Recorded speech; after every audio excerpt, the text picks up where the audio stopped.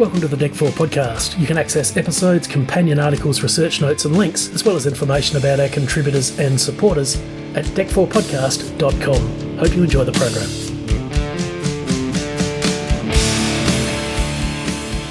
It's interesting looking back at the John Isles interview, because apart from the fact that he was so fascinating, he was also very honest about his own feelings, about his career, about the life of an actor.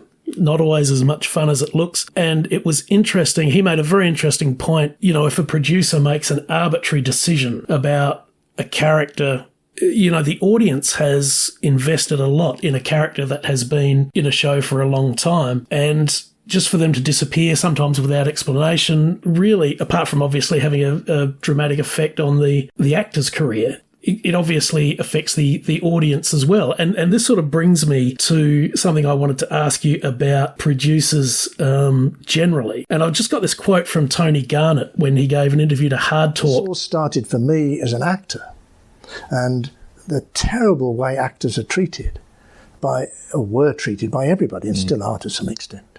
And I thought they'd got everything wrong with the attitude to screenplays, the attitude to lights and cameras, that the actor was in the service of all of that, whereas I wanted all of that to be in the service of the actor. How do you see Tony Garnett's comment, and how do you see the role of the producer in something like The Bill when they've brought somebody in and they've just made these arbitrary decisions that not only affect actors' lives but obviously affect the viewer? Yeah, I think when The Bill started going into like the 3 times a week, there was a lot of cast change around that time. You kind of feel like they couldn't necessarily control the beast. I think when like Andrew McIntosh, new producer, comes in, we don't.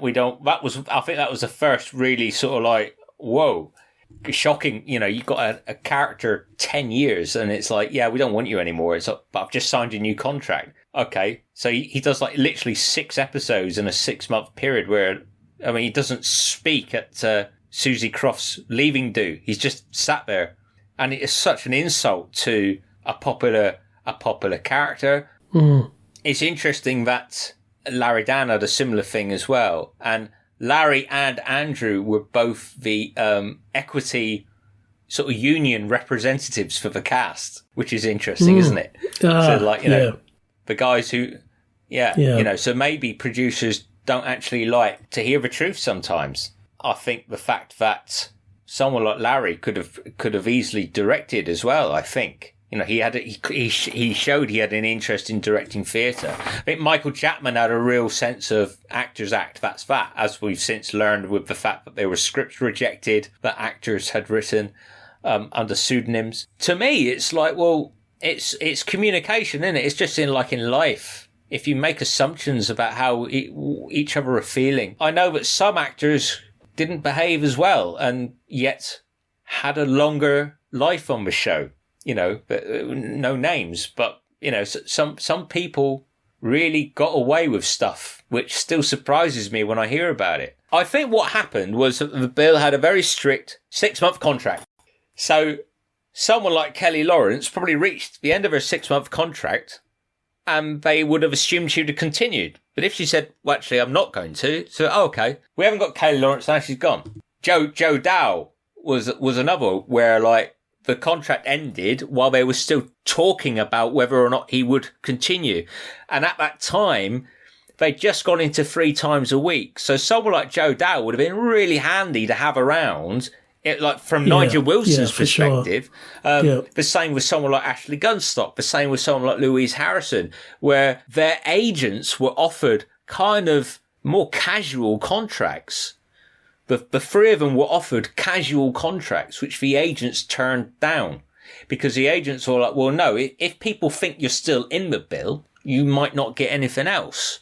Now, hindsight's a wonderful thing in a situation like that. For Joe Dow, he went straight into cardiac arrest, more or less, and, you know, had another series. Ashley did a Birds of a Feather and lots of theatre work, but telly work at that time when the franchises were in trouble. Like, he regrets not maybe just having an extra half a year, because he'd just got The Quick and the Dead as well, which was, like, you know, his biggest episode. You know, that he just got elevated to that sort of next level up. And I think if he'd had more scripts like that, he'd have stayed longer. Podcast terms and conditions can be found at our website, deck4podcast.com. You can contact us there or on our social media. Find us on the major podcasting platforms, and we're also on Substack, Facebook, Tumblr and Instagram. This has been George Fairbrother. Thanks for listening.